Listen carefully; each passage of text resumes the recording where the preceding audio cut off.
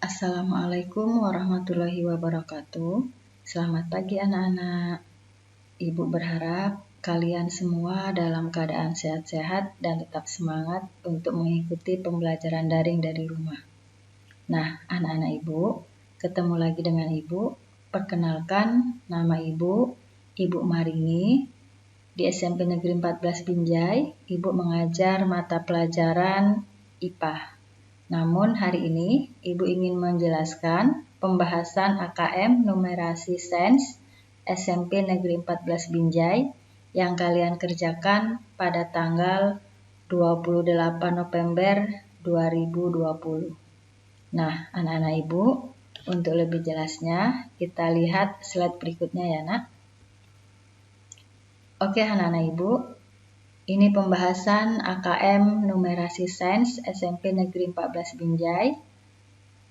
Setelah kalian mengerjakan soal AKM Numerasi Sains, maka kalian bisa lihat pembahasannya. Untuk lebih jelasnya, Ibu jelaskan soal yang pertama. Dalam pembakaran sempurna, unsur karbon akan bereaksi dengan unsur oksigen menghasilkan karbon dioksida. Nah, manakah di antara gas berikut ini yang diperlukan dalam proses pembakaran? Kamu bisa lihat gambar tabung gas. Di dalam tabung gas ini berisi saluran gas yang mengandung karbon dioksida atau CO2. Nah, anak-anak Ibu, di sini pilihannya ada yang A, NaHCO3, yang B, CO2, yang C, CO, dan yang D, O2. Nah, anak-anak Ibu, setelah kamu lihat gambar, kamu dituntut menganalisis. Gas yang diperlukan dalam proses pembakaran itu adalah oksigen. Di setiap pembakaran, oksigen itu sangat diperlukan. Dengan menambah konsentrasi oksigen dalam udara pembakaran, melalui penambahan oksigen yang relatif murni, maka suhu api dapat meningkat. Peningkatan kecepatan transfer panas dan efisiensi pembakaran menyeluruh otomatis akan bertambah. Nah, anak-anak Ibu, jadi dalam suatu pembakaran bukan karbon dioksida, bukan CO2 yang diperlukan, namun oksigen. Nah, gas oksigen di dalam kimia itu dilambangkan dengan O2.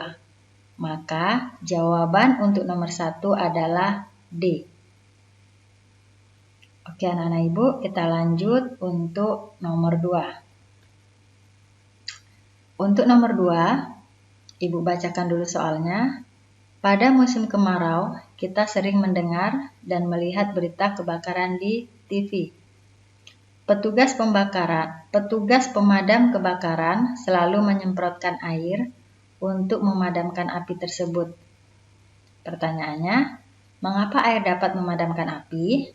Nah, kita sering dalam kehidupan sehari-hari, kalau misalnya ada pembakaran, maka kita padamkan dengan api.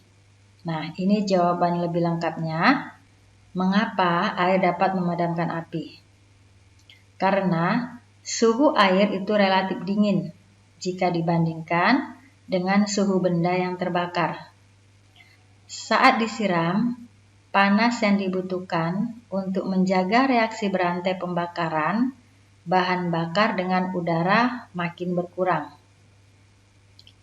Air juga dapat menutup kontak bahan bakar dengan udara sehingga reaksi pembakaran dapat berhenti.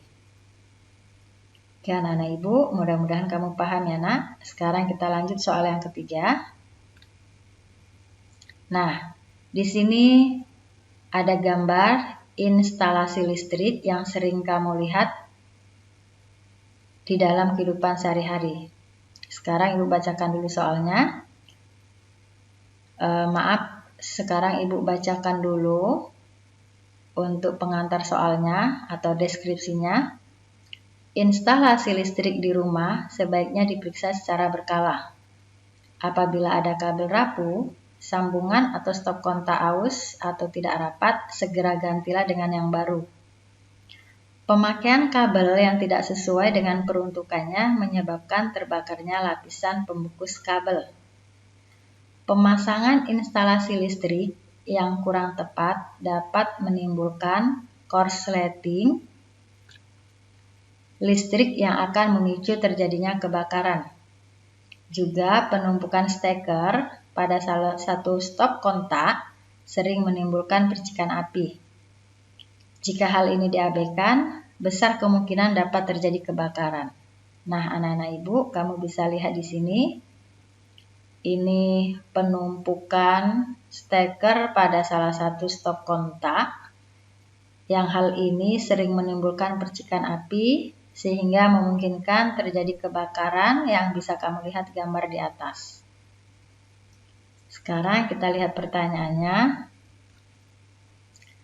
Pertanyaan untuk nomor 3 ini, jika terjadi kebakaran seperti gambar di atas, untuk memadamkan api tersebut menggunakan tabung gas pemadam kebakaran.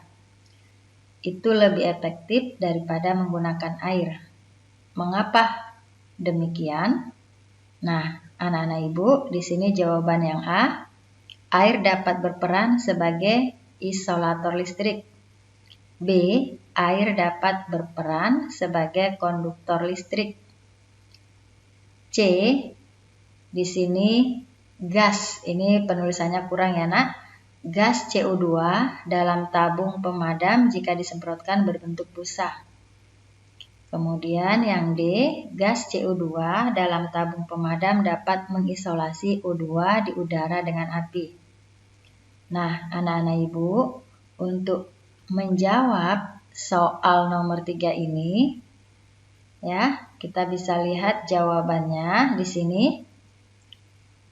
Karena karbon dioksida atau CO2 dapat menyerap panas dan sekaligus mendinginkan ruangan dengan cara mengisolasi oksigen serta menutupi permukaan zat cair untuk menghindari api yang dapat menjalar atau meluas. Nah, anak-anak ibu, dari penjelasan jawaban ini, maka jawaban untuk soal nomor 3 ini adalah D, yaitu gas CO2 dalam tabung pemadam dapat mengisolasi O2 di udara dengan api. Mudah-mudahan jawaban kamu benar ya nak ya. Kita lanjut ke soal berikut. Ini soal yang terakhir. Untuk soal nomor 4, Ibu bacakan terlebih dahulu.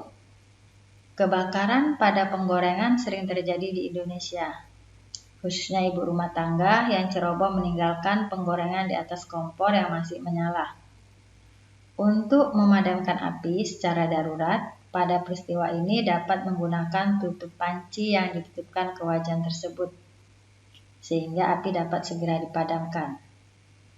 Nah, yang harus diingat, ini ada peringatannya, minyak goreng panas kalau terbakar jangan disiram dengan air, karena air dan minyak tidak akan bisa bersatu. Dan ini menyebabkan api bisa menjalar ke tempat lain dengan lebih mudah. Nah, ini gambarnya ya nak ya. Jadi kalau misalnya kamu memasak, kemudian terjadi kebakaran, maka hal yang harus kamu lakukan, jangan disiram dengan air, karena minyak dan air tidak dapat bersatu. Hal ini karena air dan minyak memiliki massa jenis yang berbeda. Nah, sekarang kita lihat pertanyaannya ya anak-anak ibu. Untuk memadamkan api pada penggorengan yang terbakar, selain dengan tutup panci, kita dapat juga menyemprotkan gas dari tabung pemadam kebakaran. Mengapa demikian? Nah, di sini sudah ada tersedia jawabannya. Ibu bantu ya nak ya. Ini jawabannya. Karena pada tabung pemadam kebakaran, di dalamnya itu terdapat gas CO2 yang dapat menyerap panas saat terjadi kebakaran dan sekaligus dapat mendinginkan suhu ruangan. Oke anak-anak ibu. Inilah jawaban atau pembahasan AKM numerasi sains yang kamu kerjakan pada hari Sabtu tanggal 28 November 2020. Mudah-mudahan penjelasan Ibu bermanfaat untuk kamu. Oke anak-anak Ibu, tetap semangat ya. Dan Ibu akhiri dengan Assalamualaikum warahmatullahi wabarakatuh.